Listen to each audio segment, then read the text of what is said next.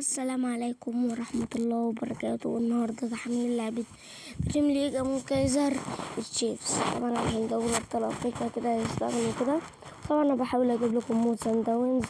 طبعا بقى ما تنساش تعمل لايك واشتراك وقناة وتفعل الجرس عشان يوصلك كل جديد.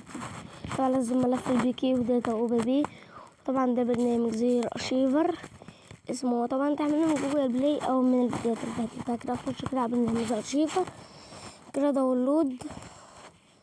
بعد كده ده ملف اللي بيكي. بعد كده حامل العرض كده هتلاقي الملف ده كده. بعد كده حامل تثبيت. طبعا ثبتها فمش هثبتها تاني.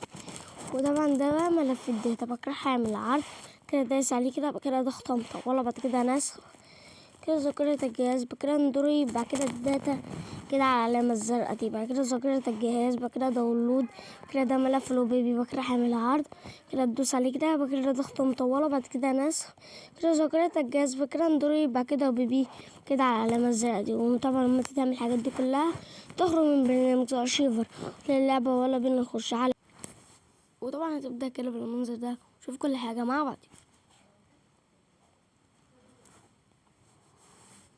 طبعا المقرة ممكن تجيب اي لاعب من دون اي مشكلة اهو. تجيب اي لاعب عادي. وطبعا اهو ده الملعب اهو. مش انا طبعا انا اسف جدا انا مش لقيت غير 2020.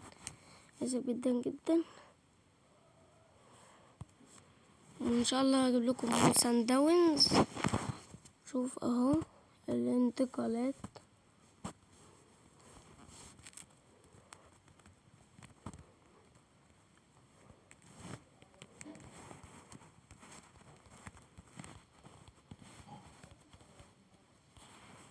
اهو.